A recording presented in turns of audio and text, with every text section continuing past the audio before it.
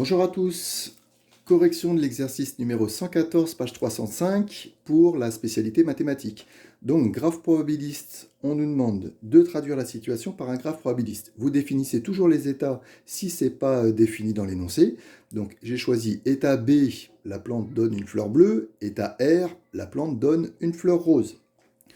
Les deux états sont les sommets de votre graphe. Donc, le graphe d'ordre 2, c'est toujours en fait composé toujours de la même manière, hein. Donc vous prenez toujours ce même modèle et ensuite donc vous traduisez l'énoncé par les hypothèses qui vont vous permettre de noter les étiquettes sur votre graphe probabiliste et sur les arêtes orientées.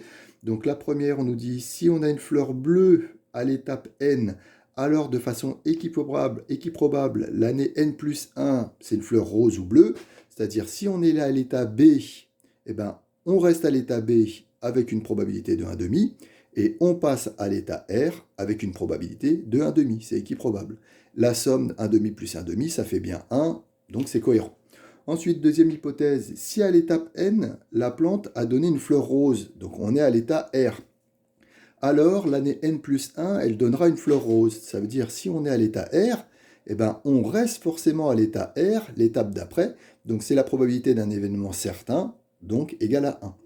De la même manière, passer de R à B, donc on est à l'état R, l'année d'après, on passe à l'étape d'après, on passe à l'état B, c'est un événement en fait impossible, donc la probabilité est nulle. Ensuite, on vous demande donc de décrire la matrice de transition en fait du graphe, et donc cette matrice de transition, pour la justifier, vous devez définir des événements.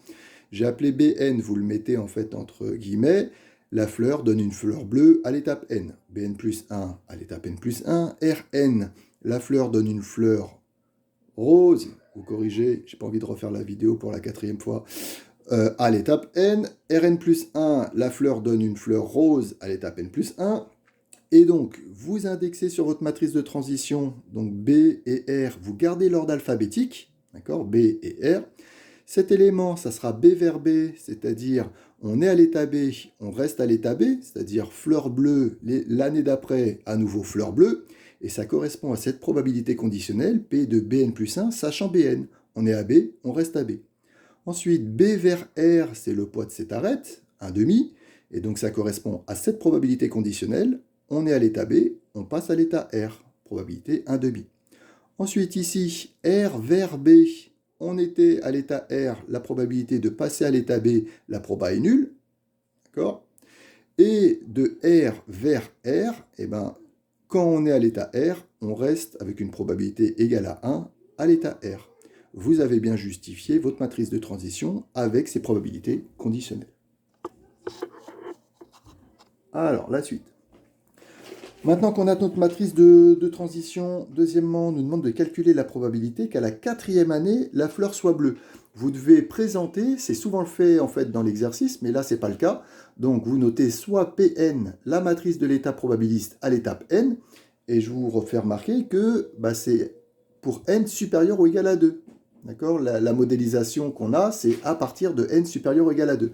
Donc Pn, ces éléments, ça sera, j'ai appelé Bn et Rn. Ce sont les probabilités qu'à l'étape n, la fleur soit bleue, la fleur soit rose. Donc Bn égale P de Bn, Rn égale P de Rn. Vous définissez les probabilités et les probabilités des événements. Donc bien faire la différence toujours entre Bn comme ça, minuscule, c'est une valeur numérique, hein, par exemple 1,5, 0,6, et P de Bn, ça c'est un événement. Donc ne confondez pas la valeur numérique et l'événement, ou la probabilité et l'événement, c'est pas la même chose. Alors la phrase de l'énoncé, je l'ai renotée entre guillemets, les 2 premières années, la fleur de la plante est bleue. Ça veut dire que P1 et P2, c'est la même chose. Les éléments de cette matrice, c'est 1, 0. On est sûr que la plante donne une fleur bleue. Donc la 2e année, la 2e étape, 1, 0 pour ces probabilités. Maintenant qu'on a une matrice de l'état probabiliste, on va pouvoir déterminer n'importe quelle autre. Donc on nous demandait de calculer la probabilité qu'à la 4e année. 4e année, donc n égale 4, le de rang 4. Et donc ça marche comme avec les suites, je vous ai rappelé en fait la partie de cours ici. Donc comme avec les suites géométriques, Pn égale, donc si vous avez P0, c'est fois m puissance n. Si vous avez P1, c'est fois m puissance n-1. Et si c'est P indice k, c'est fois m puissance n-k. Donc ici, comme je l'exprime en fonction de P indice 2, je vais faire M puissance 4 moins 2, c'est-à-dire P au carré fois P indice 2, fois M au carré. Quand on tape tout ça sur la calculatrice, on retrouve 0,25, 0,75. L'interprétation des éléments de cette matrice, vous vous souvenez que c'était les probabilités en fait d'avoir une fleur bleue, une fleur rose.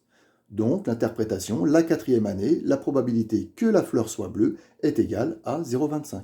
On ne nous demandait pas la probabilité qu'elle soit rose, mais on en déduit que c'est 0,75.